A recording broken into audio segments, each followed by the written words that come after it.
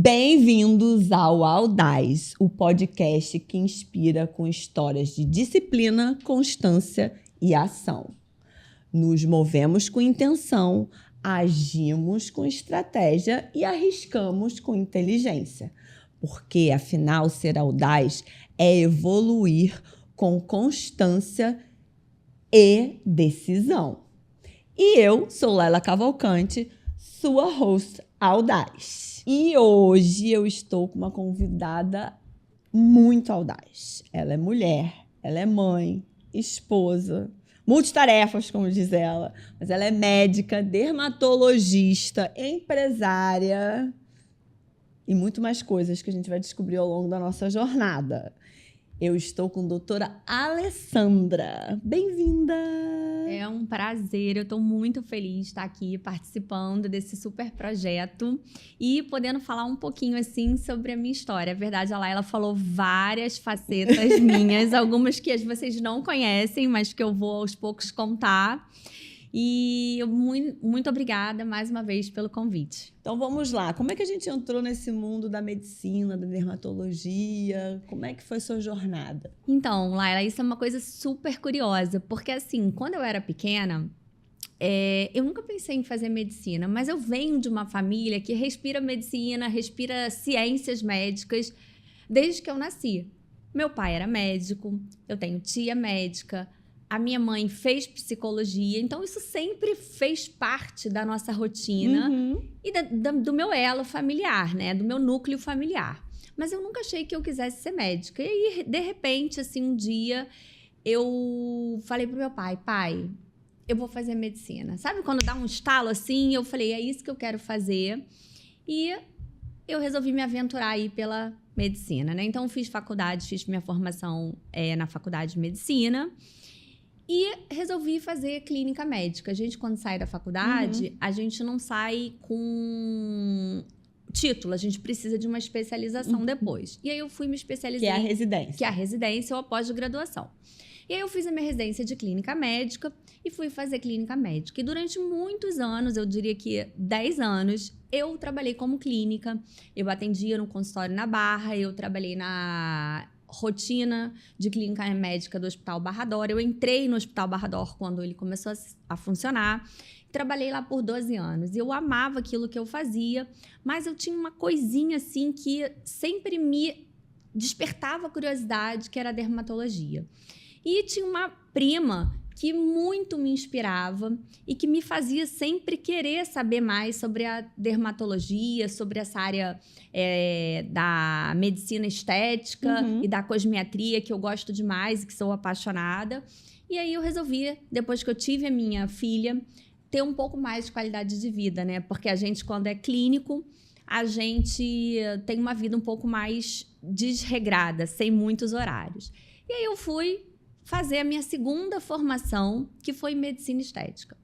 Não era dermatologia ainda. Eu fiz minha graduação em medicina estética, mas eu achava que aquilo não era o suficiente. Mas vamos explicar qual a diferença de medicina estética para dermatologia. Então, medicina estética é uma formação que você faz apenas procedimentos visando a beleza, a melhor estética. Não trata a saúde. Isso era uma coisa que me deixava muito desconfortável, porque eu sempre olhei o paciente de uma forma integral. Eu fazia clínica, eu tratava de tudo. E aí, de repente, receber um paciente e olhar para ele e achar que ele quer tratar só uma ruga ou que ele só quer ficar mais bonito, isso não fazia sentido, não conectava com aquilo que eu acreditava que a medicina podia entregar, que era realmente saúde, beleza, autoestima, mas tudo conectado. E para mim era muito ruim a sensação de olhar um paciente e falar para ele assim, olha, eu vou tratar a tua ruga, ver uma mancha e não saber o que era aquilo, deixar passar aquilo, sabe? E aí eu falei, não, isso não é para mim, eu preciso fazer uma outra formação, então eu vou fazer dermatologia. Aí eu fiz a minha terceira especialização, que realmente eu fiz em dermatologia, e aí comecei a trabalhar cada vez menos com clínica, me direcionar para dermatologia até o momento que as coisas ficaram mais difíceis, eu não consegui conciliar e a gente acaba se especializando mais numa coisa do que na outra, e eu acabei indo absolutamente fascinada e apaixonada só para a área da dermatologia, né? Então, é uma coisa que eu tenho, assim, realmente uma paixão muito grande. Eu acho que toda vez que a gente se apaixona, a gente se dedica muito. E eu sou, assim, muito grata por ter encontrado esse caminho, que é um caminho que me faz 100% realizada, né? Então, acho que eu sou muito feliz na medicina, especificamente na dermatologia. Maravilhosa. Perfeito. Sincero, né? E aí você migrou totalmente da clínica médica, largou o hospital e foi para o consultório. Você não quis trabalhar dentro, porque você pode trabalhar com dermatologia dentro de hospital. Isso. Aí, na verdade, eu já tinha feito um concurso público, né? Que era um concurso público do Estado do Rio de Janeiro. Eu sou médica militar do Hospital da Polícia e eu trabalhava com clínica. Mas a partir do momento que eu fui migrando, eu tive a possibilidade também de migrar lá dentro. E aí eu acabei fazendo absolutamente só atendimento de dermatologia, só faço isso há muitos anos.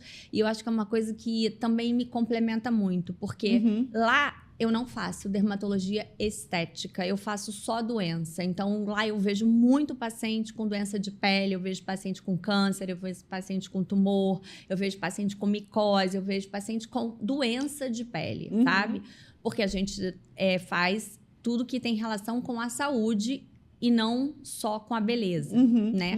E no consultório, apesar de eu fazer também dermatologia não estética, a minha grande maioria de minha maior procura acaba sendo por uma demanda estética, que é uma coisa que eu realmente gosto muito e atualmente ocupa meu maior tempo de consultório, né? Então, eu trabalho ainda atualmente, já tem 28 anos nesse hospital, eu me aposento daqui a 2 anos.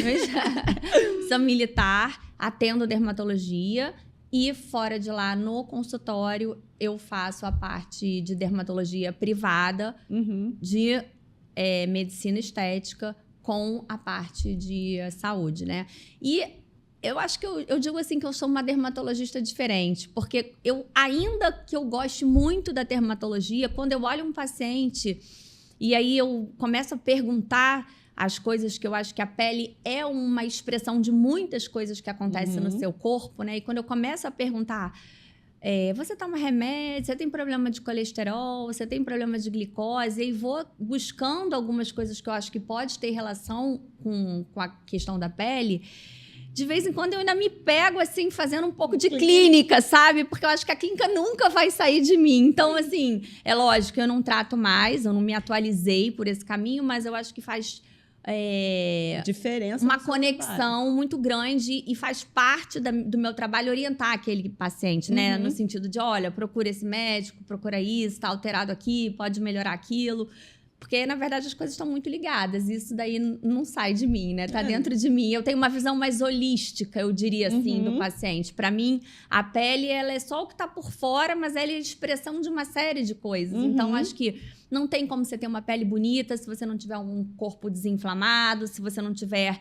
Não adianta eu fazer tratamento para estimular colágeno se você não estiver bem nutrida, você não vai responder. Se você não estiver dormindo bem, você não vai produzir. Se você não tiver com equilíbrio hormonal, você também não vai ter uma boa resposta. Então, acho que é tudo conectado. Nós somos um corpo só, né? Então, tudo se conecta. E eu acho que essa visão mais integral é uma coisa muito diferenciada. Eu acho que faz parte de uma entrega melhor em relação a resultados e em relação à abordagem do paciente, né? Com certeza, né? Nossa pele é uma cobertura do que tá por baixo, né? Tudo que sai vem de dentro, né? Exatamente. Então, assim, é uma expressão de muitas coisas, né? Então, às vezes o que o paciente come manifesta na pele, às vezes a doença autoimune manifesta na pele, às vezes a inflamação manifesta na pele, nos cabelos, nas unhas. Acho que são vários órgãos, né, que têm relação com o sistema da pele e os seus anexos, né?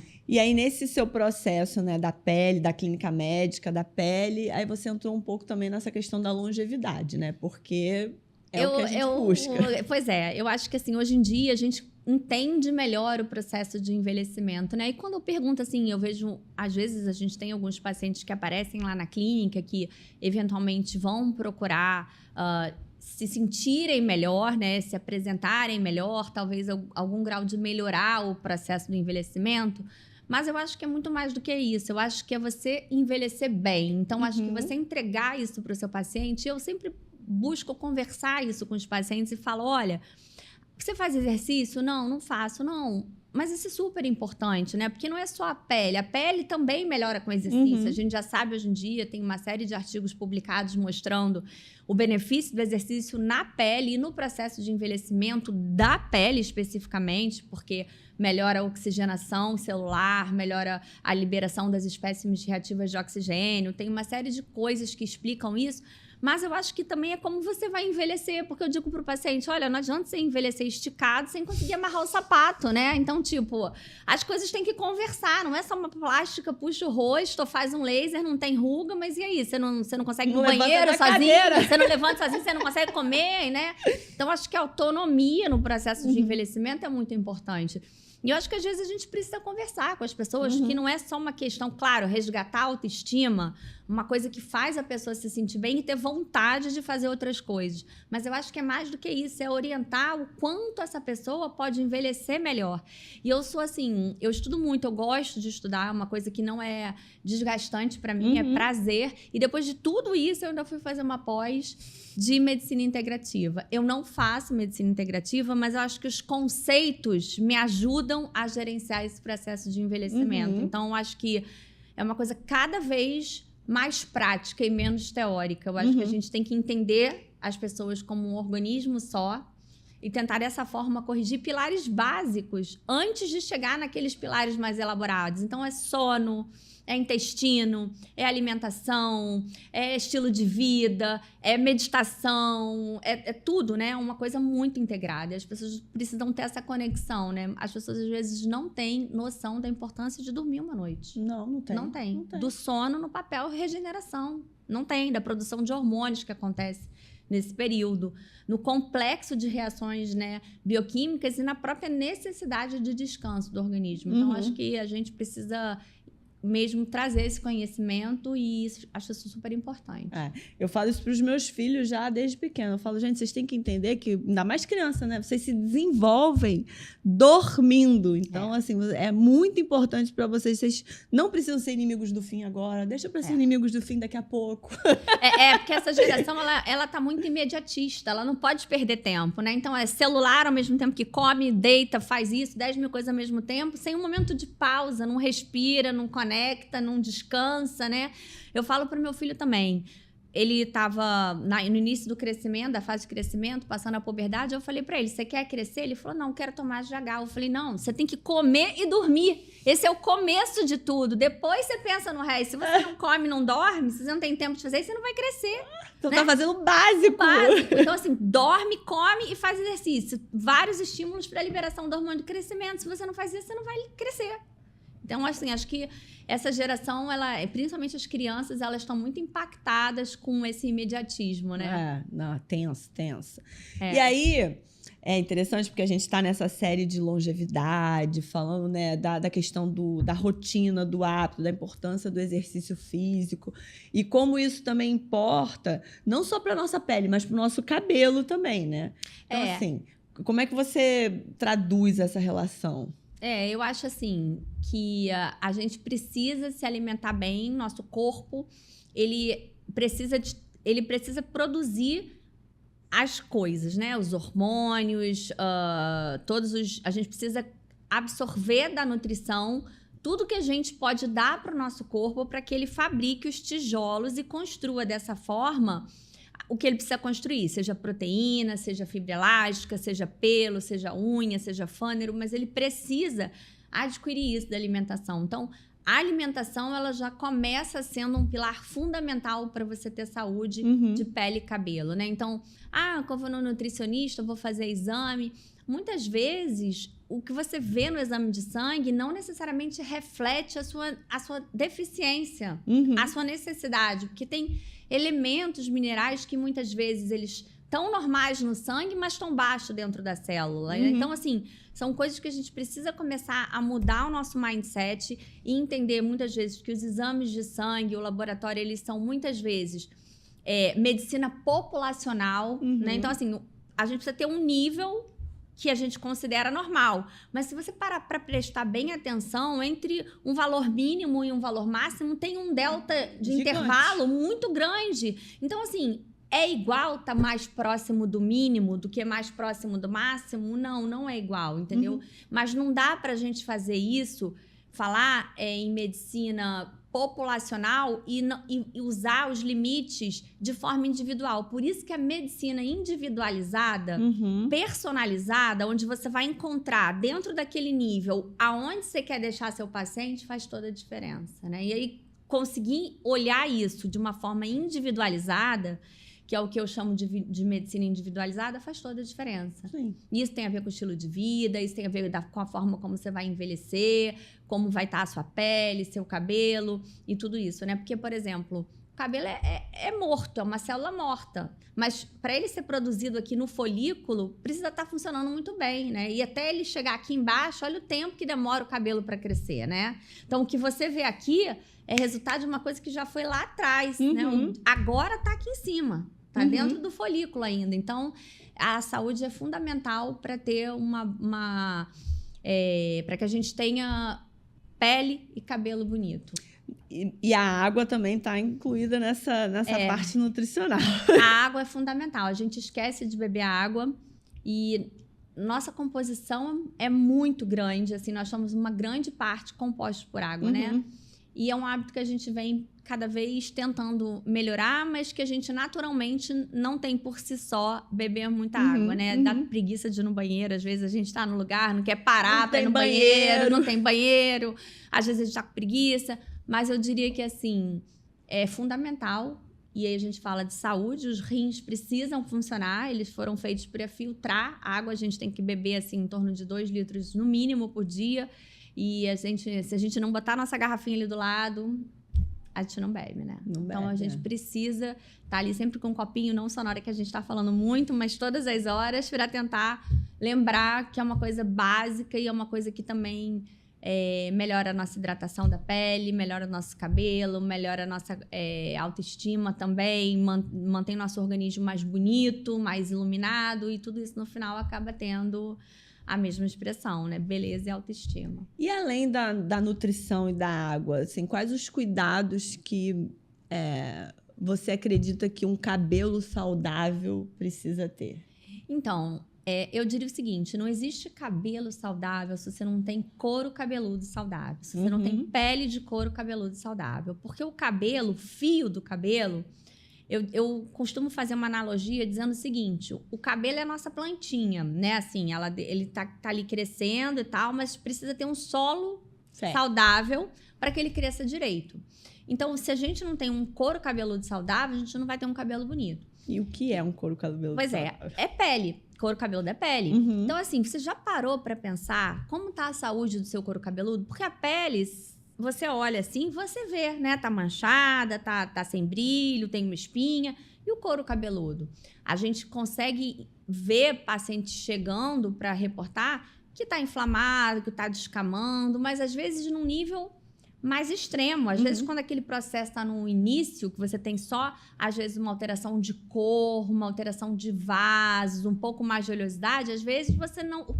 O cliente, o paciente, ele não consegue perceber isso. Então, essas áreas, elas precisam ser examinadas e também higienizadas e tratadas e cuidadas. A gente precisa ter uma rotina de cuidado, de limpeza, assim como a gente tem com a pele do nosso corpo, com a pele do nosso rosto. Então, alguns hábitos muito ruins, muitas vezes precisam ser mudados. Por exemplo, tem gente que não gosta de lavar o cabelo porque não seca todo dia, gosta de usar escova, gosta de usar fonte de calor. E como é que tá aquele couro cabeludo ali dentro, né? Não tem um excesso de oleosidade, não está exposto à sujeira do dia a dia, poluição, não tem suor ali, obstruindo aquelas áreas de pele saudável que deveriam respirar. O que está acontecendo ali? Então, a gente precisa sempre desse exame e desses cuidados para que a gente tenha um cabelo saudável também. É super importante, né? Mas a recomendação, né? Porque a gente... não lava o seu cabelo todo dia, lava o seu cabelo todo dia. Você tem um couro cabeludo oleoso, você tem um couro cabeludo... Não, na verdade, não o couro, né? Você tem um cabelo seco, você tem a raiz oleosa... Então, como é que funciona? Eu acho assim, não existe uma regra o que não pode... Água não estraga cabelo de ninguém. Você pode lavar todo dia. Mas é claro que, às vezes, não existe essa necessidade. A necessidade vai depender de alguns fatores.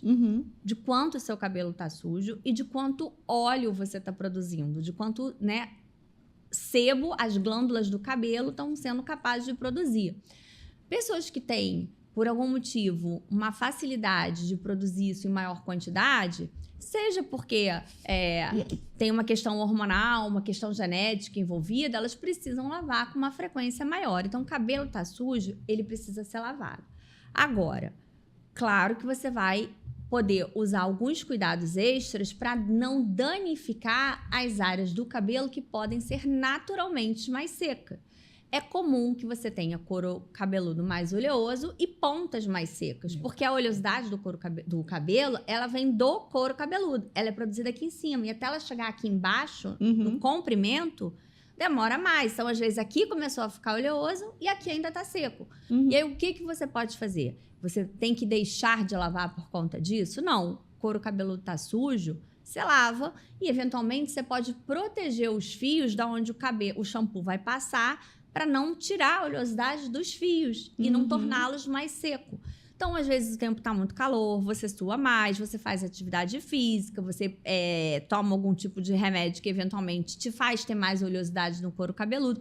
Tudo isso vai influenciar na sua rotina e na sua frequência de lavagem. Agora, uma coisa é consenso. Tá sujo, tem que lavar. Porque o óleo ali é ambiente de proliferação de fungo que vai ter expressão depois como caspa, dermatite seborreica, coceira, até mesmo áreas de mais vermelhidão, de mais descamação. Então, a gente precisa higienizar. Fora o fedor, né, gente? Porque cabelo sujo fede. Cabelo sujo tem um cheiro bem peculiar. Às vezes, as pessoas usam muito boné. Isso também faz com que o cabelo fique ali com menos, né, ventilação, então também faz com que você eventualmente tenha mais caspa ou mais dermatite. Então, são hábitos que você precisa eventualmente mudar e que você precisa, com certeza, higienizar com mais frequência, né? E secar o cabelo também não se recomenda, vamos dizer assim. Eu diria o seguinte, as fontes de calor, elas são, na grande maioria, ruins. Fontes, né, de calor externo não são boas para o cabelo. Principalmente quando você usa muito perto. Então, assim, chapinha, escovas modeladoras, secador de cabelo, isso não são hábitos que você deva usar frequentemente. O secador de cabelo, para não fazer mal para o cabelo, ele tem que estar numa temperatura morna e com uma distância de mais ou menos 1 palmo do couro cabeludo. A gente não faz isso. A gente pega o secador, ele pega com a escova, vai lá na escova e encosta no couro cabeludo. A chapinha é uma agressão extremamente danosa para o cabelo. Ela desnatura as proteínas do nosso cabelo. É a mesma coisa que é igual quando a gente pega um bife e coloca na frigideira. É isso, exatamente. É o que a gente faz com o nosso cabelo quando a gente coloca na prancha térmica e na chapinha. Então, assim, existe realmente uma consequência muito ruim para a fibra em relação a isso. E são hábitos que a gente deve evitar. O cabelo molhado, também dormir com ele não é interessante, porque a gente acaba... Quando o nosso cabelo é submetido à água, quando a gente molha o cabelo, a gente acaba fazendo com que esse cabelo fique mais sensível à quebra. Então, dormir com o cabelo molhado também aumenta a chance de fratura da haste, de quebra. Então, isso não é saudável para o nosso cabelo. E também, dependendo do tipo de fronha que você usa, da temperatura do ambiente, também pode favorecer o crescimento de fungo. Agora, pior do que tudo isso é o cabelo ficar sujo. A gente tem que lavar. Isso aí é um consenso, pior, né? do que tudo isso, o consenso é lava o cabelo. Lava o cabelo. Agora, sim, dentro da sua característica, você pode procurar um shampoo para cabelo oleoso, você pode procurar, se for o caso, por orientação médica, um shampoo com ativo, seja ele um antifúngico ou uma substância que ajude a controlar a produção da glândula sebácea do couro cabeludo.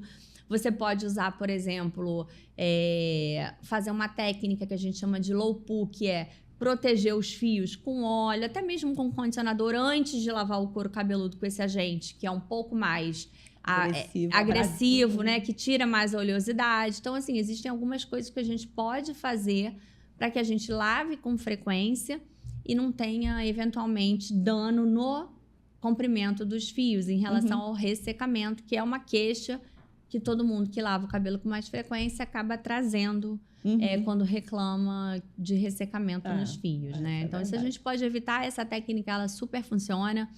Óleo, a gente tem óleos vegetais de excelentes qualidades que servem, mas aqui eu tô sendo bem assim, frisando bem que é para o comprimento e não para a raiz, né? Senão a gente acaba tirando com shampoo a oleosidade e enchendo com um agente condicionante ou com óleo a raiz. Aí não vai ser saudável do mesmo jeito, né? Uma pausa nesse episódio para agradecermos aos nossos patrocinadores. Libra Produções, que é esse estúdio maravilhoso que a gente grava. A Isla, do Village Mall. E a Olivia Design, que faz joias e semi-joias lá no Barra Shopping. E agora vamos voltar para o nosso episódio. E o cabelo molhado também, prender nem pensar, né? Como eu falei, toda vez que o cabelo tá molhado, a gente tem uma haste mais fragilizada. Então, prender o cabelo molhado, a gente aumenta a chance de fratura dessa haste, de quebra. E também não é uma coisa aconselhável, né? É a mesma coisa que a gente falar de cabelo pintado, né? Assim, a gente vai envelhecendo, nós mulheres principalmente, e a gente pinta com muita facilidade o cabelo. Pintar não é tão ruim, mas descolorir, onde a gente precisa abrir a cutícula do cabelo para que a tintura consiga penetrar e para que o pigmento, né, seja removido, é uma coisa absolutamente nociva para os fios. No caso, ficar loura, né? Ficar loura é nocivo. Luzes são técnicas que fazem muito ruim ao fio. Mas se for assim, é absolutamente um desejo, a gente pode fazer, mas esse cabelo realmente ele vai exigir um cuidado maior, uma nutrição, uma reparação mais frequente do que um cabelo virgem, né? E aí, dentro desse universo do cabelo, você trouxe uma inovação para o mercado. É verdade. Conta pra gente. Então, dentro dessa questão de cabelo, que acabou acontecendo no meu dia a dia, é que eu via muitas pessoas, assim, é incrível, ela é incrível como o cabelo é autoestima, sabe? Eu que trabalho, assim, em hospital público, eu vejo que muitas queixas das mulheres não é em relação à pele. Elas não se preocupam tanto com a pele como elas se preocupam com o cabelo. É incrível isso. Eu tinha uma funcionária minha, né, uma assistente que trabalhava na minha casa, que ela contava o ano inteiro para chegar no final do ano e ela poder usar o 13º. Eu achava que ela queria comprar uma roupa, ela queria comprar cabelo. Ela queria garantir o cabelo do ano. Ela usava mega hair, tinha um cabelo étnico, e ela queria chegar no final do ano para comprar o cabelo com o 13º. Então, assim, eu falava, gente, não é possível, sabe? Ela tem um filho, ela, né, poderia, assim, a gente não julga as pessoas, mas a gente acha que aquilo ela teria outras prioridades, e não, a prioridade dela era ter um cabelo. Era ter o cabelo. Ela falava pra mim, eu não compro nada pra mim o ano inteiro, eu compro tudo pro meu filho, não falta nada pra ele, mas esse dinheiro de final do ano eu vou comprar cabelo. Então, assim, a gente para pensar, né, o quanto isso é importante para as pessoas, especificamente mais para as mulheres, né? Porque o cabelo, ele é a moldura do rosto. Então, assim, se você pega uma mulher mais linda que seja e tira o cabelo, isso impacta muito. As pessoas, quando elas pensam que estão doentes, vão fazer quimioterapia, a primeira pergunta é, vai cair o cabelo? Ninguém quer saber se vai vomitar, se vai ficar sem comer, se vai ficar enjoado, vai cair o cabelo. É porque aquilo impacta muito na autoestima da pessoa, né? E aí eu comecei a entender que tinha um mercado muito carente para isso, e principalmente em relação ao conhecimento de como cuidar do cabelo e de como cuidar do couro cabeludo.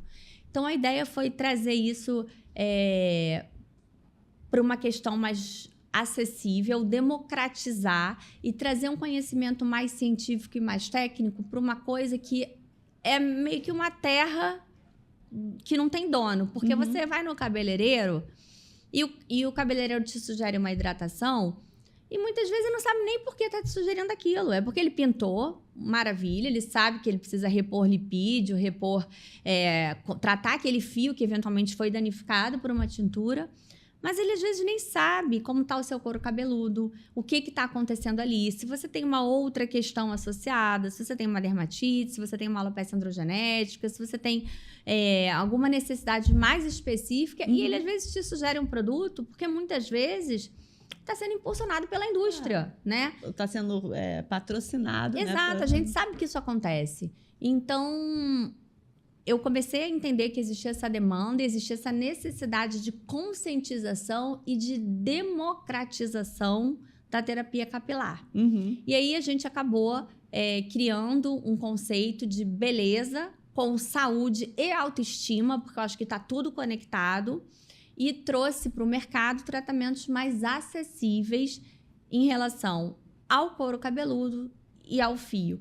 E é incrível, porque as pessoas chegam lá, muitas vezes não têm noção de como está o couro cabeludo. E a gente faz um exame com um tricoscópio, que é um aparelho que aumenta muito é um microscópio, né, específico para couro cabeludo, aumenta muito a possibilidade de visualização do campo. E a gente vê, assim, o quanto a gente impacta mostrando para as pessoas que muitas vezes elas estão com couro cabeludo mais doentes e que precisam de um tratamento mais específico. A gente não é nesse conceito daí médico, a ideia não a gente não trabalha com profissionais médicos no espaço, a gente trabalha com tricologistas, e a ideia é que se eles identificarem, no caso deles identificarem alguma doença, eles orientem e encaminhem o paciente a procurar um dermatologista. Mas a ideia ali é que a gente traga o tratamento do couro cabeludo para poder garantir um cabelo saudável. Então, a gente trata o fio, com certeza. Mas a gente também trata invariavelmente o couro cabeludo. É trazer mais uma conscientização da importância do couro cabeludo para o seu cabelo saudável. E a gente sabe que cabelo, eu digo para os meus pacientes, né? Cabelo e unha não tem resposta rápida. Porque, assim, o que a gente está vendo no comprimento, quanto cresce um cabelo por mês? Cresce muito pouco, né? Então, assim, para a gente ver uma mudança no cabelo ao longo do crescimento, a gente precisa de tempo.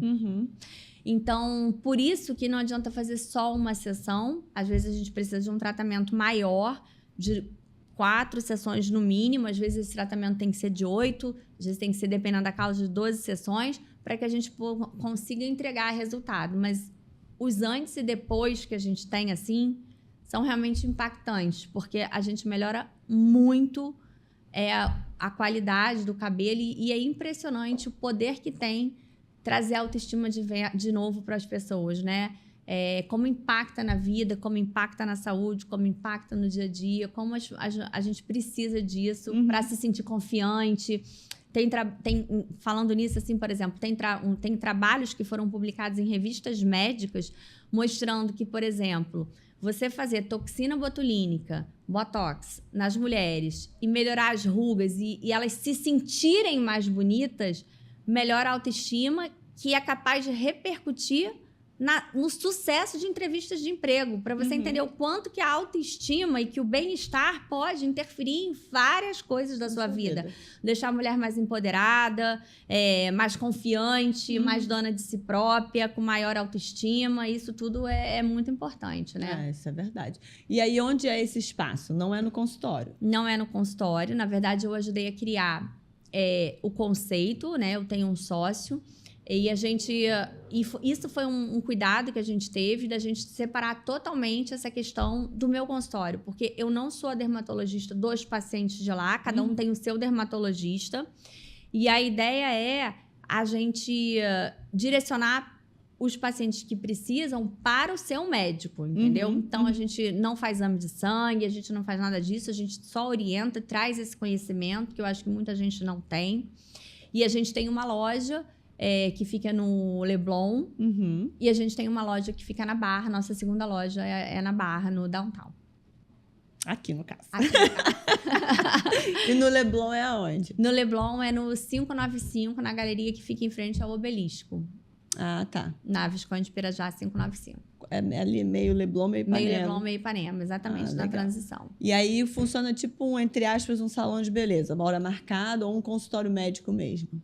Na verdade, a gente funciona com hora marcada e, na verdade, a gente só faz terapia capilar. A gente não tem tratamento, assim, de unha, de pintura, de química, não tem. A gente só faz a terapia, a gente tem um tricologista responsável em cada loja.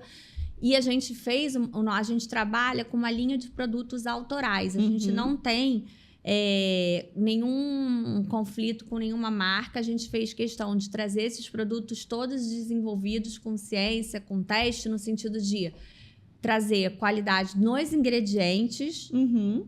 A gente não usa nada que vá fazer mal, que vá agredir, que tenha propriedade de alguma forma disruptor endócrino, né? Assim, que interaja com outras questões, com hormônios no organismo e com os ingredientes mais modernos para que a gente entregue realmente saúde no couro cabeludo. Então, a gente tem uma linha que a gente usa no espaço, o espaço se chama Fix.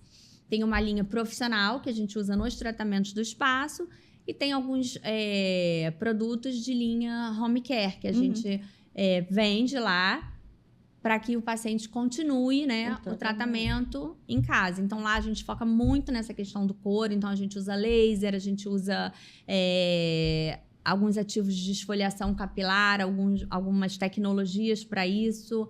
A gente usa tecnologias para abrir bem a fibra capilar e entregar os ativos das máscaras que a gente usa, dos óleos essenciais que a gente trabalha. E a ideia é que a pessoa lá, que a gente tenha um ambiente muito confortável e até mesmo de maior conexão do paciente com ele mesmo, né? Que ele consiga relaxar, que ele consiga aproveitar aquele momento para poder ter um bem-estar ali global. Então, é um conceito bem legal. A gente tem tido, graças a Deus, uma adesão bem grande de clientes e, em breve, uma terceira loja. Estamos crescendo. E como é que faz para agendar? Você tem Instagram do estúdio? A gente tem um Instagram, @espaco, não tem C cedilha, Fix, FYX. E aí, por lá, vocês conseguem o link para agendamento. Maravilhosa. E vamos deixar legal. aqui embaixo o @ para vocês já clicarem e marcarem para cuidar do couro cabeludo, porque é importante. Mais alguma coisa que a gente falaria sobre o cuidado com o couro cabeludo, com o cabelo? Olá, o que eu acho assim que vale super a pena a gente falar, e eu atendo muitas mulheres que são dessa faixa etária, 40 mais, é que naturalmente com a idade o fio muda, o fio do cabelo muda, né? Então a gente tem mulheres que eventualmente chegam reclamando que quando elas eram mais jovens, elas pegavam um elástico de cabelo para fazer um rabo e passavam 2 voltas só e o rabo ficava lindo. E que agora elas pegam o mesmo elástico, tem que passar 4, 5 vezes, porque assim, o volume de cabelo diminui, né? Então, assim, são alterações que acontecem com os fios conforme a gente vai ficando mais velho. Isso tem relação com o nosso metabolismo. As nossas células envelhecem, as células do nosso couro cabeludo também. Então, essa velocidade de produção de cabelo vai ficando menor. A gente vai produzindo cada vez mais devagar os fios. E os nossos fios mudam também. Eles vão ficando menos espessos, né? Então, tudo isso influencia no volume de cabelo que a gente tem com o envelhecimento, né? E muitas vezes, além da senescência, do envelhecimento natural, a gente também tem algumas alterações que são associadas, né? Que podem ser tanto de situações que a gente vai passar, como, por exemplo, uma infecção, uma gestação, uma perda, que são temporárias, né? Então, isso às vezes a gente recupera sozinho, que são os conhecidos eflúvios, chamados de eflúvio. E muitas vezes a gente tem também associado uma questão genética. E aí vem a alopecia androgenética, que muitas vezes ela acaba tomando uma expressão maior com o envelhecimento. Então, por isso que é super importante a gente estar examinando esse couro cabeludo para entender o que está acontecendo com aquele fio, para que dessa forma a gente possa indicar o tratamento adequado. Eu acho que a medicina capilar, ela evoluiu muito. A gente antigamente não podia oferecer muitas coisas para esses pacientes. Hoje em dia a gente pode melhorar e conduzir de uma forma mais adequada os tratamentos, né? Dessa forma, trazendo respostas melhores. Mas a gente precisa de tudo na medicina, a gente precisa de diagnóstico. Se a gente não faz o diagnóstico correto, a gente não tem sucesso no tratamento, né? Então, não é receita de bolo, não é todo mundo que vai responder a minoxidil, não é todo mundo que pode tomar finasterida, não é todo mundo que precisa microagulhar o couro cabeludo, mas a gente precisa de examinar para fazer diagnóstico. Então, acho que isso é importante, porque eu recebo, assim, pelo menos numa anamnese geral, de 10 pessoas que vão no consultório, 8 têm uma queixa capilar. É incrível como as pessoas reclamam. E uma curiosidade, assim, é a perda de cabelo relacionada às canetinhas, né? Que cada vez as pessoas vêm trazendo mais para mim como uma constatação, né? Elas começam a fazer regime, usam lá as canetinhas de inibidores de GLP-1, seja desde da mais antiga até a Monjauro, que é a mais moderna, a mais recentemente lançada, e muitas pessoas relatam uma perda de cabelo mais evidente. Então, a gente vem vivendo esses desafios aí recentemente. Você emagrece, mas você perde cabelo. Você perde gordura, você perde cabelo junto. Na verdade, é tudo uma balança, né? Eu acho que a gente precisa... E nesses pacientes, engraçado também, trazendo aqui pro lado da estética, eu acho que, assim, é impressionante o que essas canetinhas fazem com a composição corporal em relação ao envelhecimento.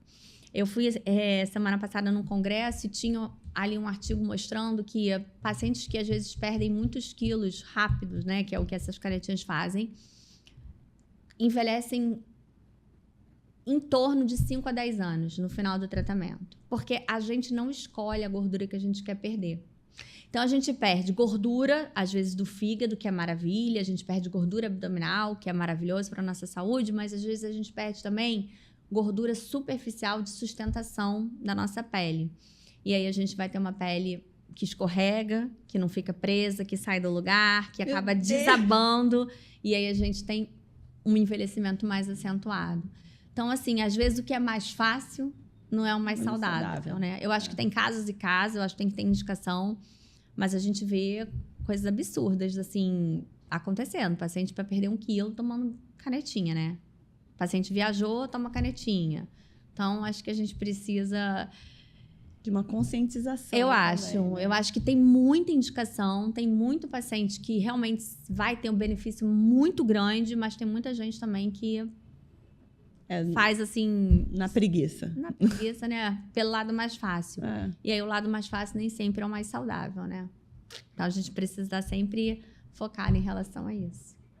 Tá vendo, né? Então, o que a gente aprendeu aqui? Lavar o cabelo. Fundamental, né? Lavar o cabelo, cuidado com o secador e com a chapinha, né? Não dormir de cabelo molhado. Evitar ao máximo, né? Evitar ao máximo. Nem sempre o mais fácil é o melhor para sua pele, para o seu cabelo. Então, assim, o esforço de hoje é a longevidade de amanhã. Então, né, tem esse porém. E a importância de tudo que é básico nessa vida, que é dormir, comer bem, descansar, né? É fundamental, e fazer exercício. Eu acho que desses 4... os cremes, os tratamentos dermatológicos, isso tudo é o menos importante. Esses 4 aqui que todo mundo podia fazer, e a gente não faz às vezes, é o que vai trazer um envelhecimento e uma longevidade saudável, né? O 5º, se puder estar junto, que são os cremes, os tratamentos, maravilha. que é a cereja do bolo. A cereja. Mas só esse aqui, sem fazer o resto todo, Não funciona. adianta. Não adianta. Fica a dica. Então, o que a gente vai colocar em prática aqui, quando a gente acabar esse vídeo? Rotina, hábitos, disciplina, constância, na força do amor por você, porque se você não cuidar de você, Verdade. não funciona. Então, exercício físico, alimentação, o sono, são primordiais na nossa vida. E é isso que nós estamos mostrando nessa nossa série. E fica comigo, porque no próximo episódio a gente vai falar da relação entre menopausa e a sua pele. Obrigada. Obrigada, gente.